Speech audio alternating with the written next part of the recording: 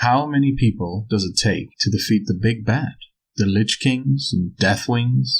The answer to this question, historically, has been varied in a lot of different games. Group structure is one of the bigger differentiators between MMOs these days, after all. The most consistent metric between them is that it takes multiple individual groups to make up a raid group.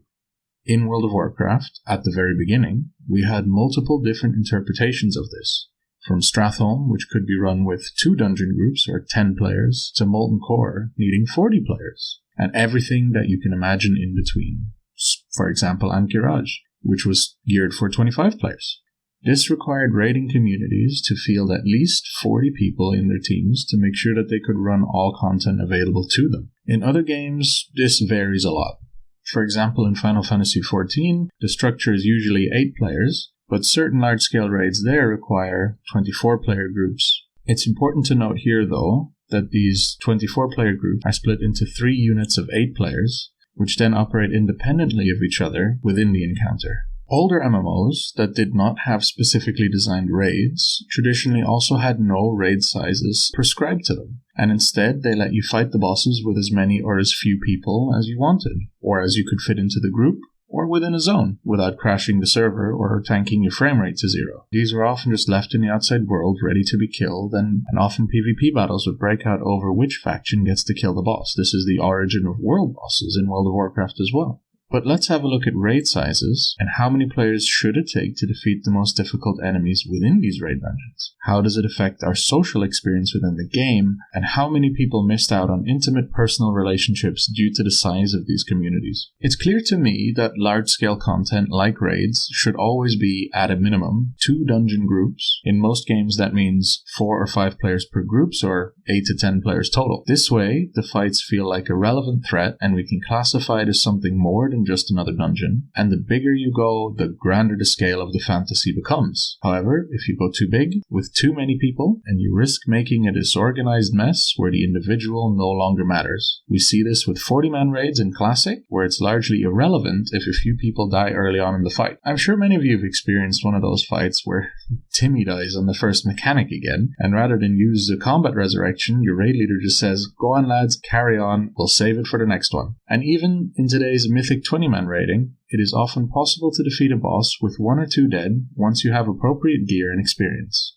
On the other hand, smaller raid sizes, like 10-man, hone in on that elite squad feeling, where each player carries a greater responsibility and losing someone quickly becomes unbearable. Combat resurrections are saved to counter mechanics more often, instead of being safety nets that you can use if people die.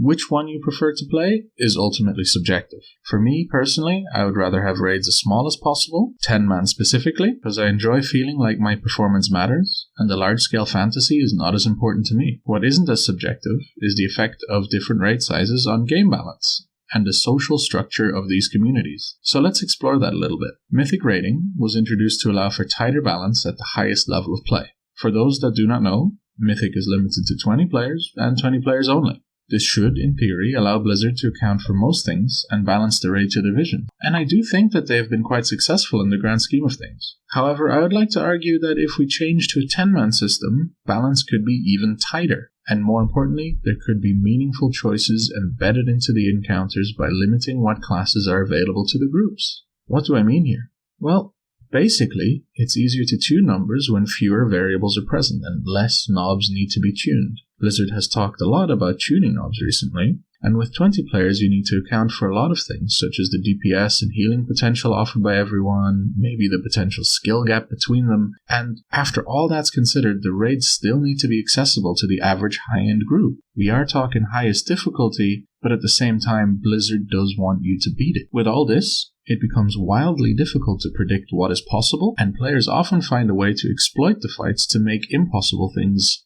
possible. This isn't a problem, but it can lead to drastic balance swings and overcompensation by Blizzard, which we have seen a lot from them time and time again. If we instead limit the group size down to 10 players, it becomes possible to tune the encounter much more closely to what players can potentially do, and exploits can be predicted easier, even though they will still be found, of course.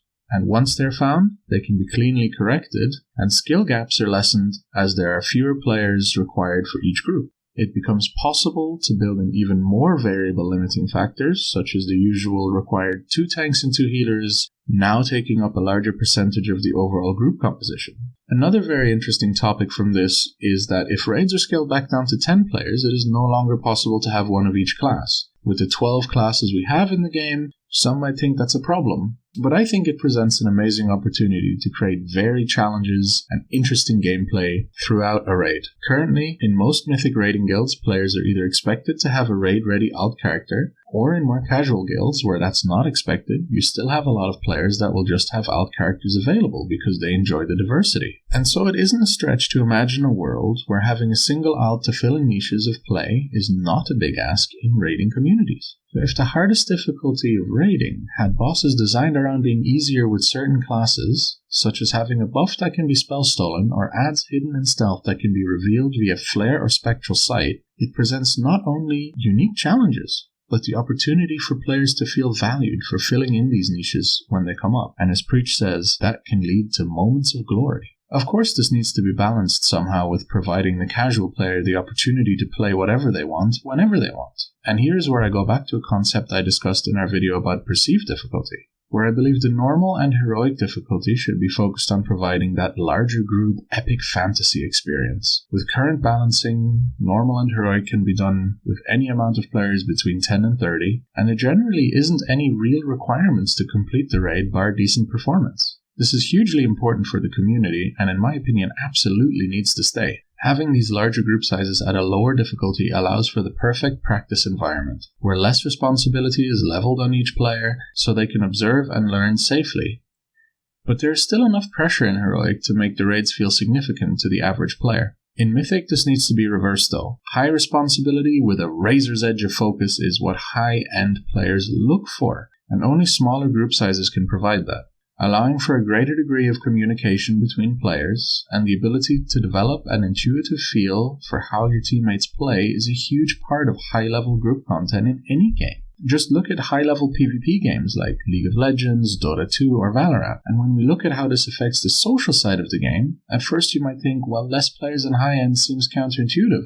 Actually, in my experience at least, a Mythic raiding guild of 20 to 30 people creates an environment where it's very difficult to know and be close with everyone. This may be nostalgia talking, but I made some of my closest friends in 10-man raiding during Wrath of the Lich King and Cataclysm. Even in BFA I made more close friends running high Mythic Plus keys than I did in Mythic raiding. And how many of you have a story similar to mine where a chance meeting in a dungeon or a raid led to finding out that you and someone else have a similar mindset and you end up vibing and doing content together in the future? This can only happen if there's enough social space for these conversations to take place. I propose that this is perfectly aligned with my examples of creating difficult and interesting content by limiting the amount of players involved. Specifically, I mean that the general average player that just wants to have a good time, feel like they're part of a larger whole and enjoy their day in World of Warcraft, maybe make a friend or two and play for their own gain, without interest in the high-end scene, should have a place to do this. And a heroic raiding guild that, under this design, can field between 10 and 30 people would be a very comfortable place for a player like this. There's plenty of opportunity to meet new people, to learn the raid, and if they need to miss a day of raiding, well, it's flexible, and they're part of a larger entity, so it's not that big of a deal at the end of the day. However, on the high end, the Mythic raiding, where a player wants to push themselves and find themselves surrounded by like-minded people to form a strong team and hone their performance alongside others, 20 people is just too much.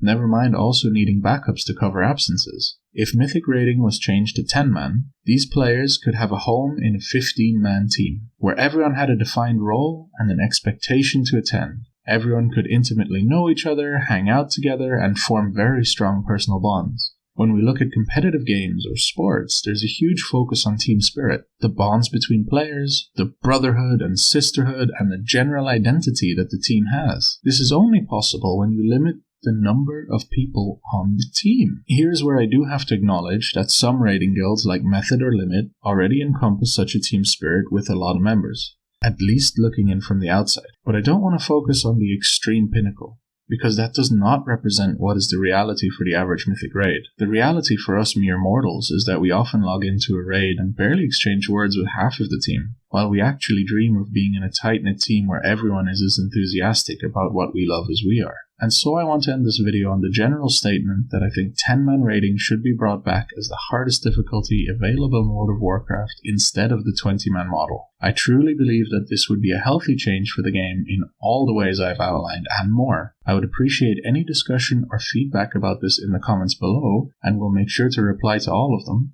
And if you enjoyed the video, please leave a like and subscribe to see more.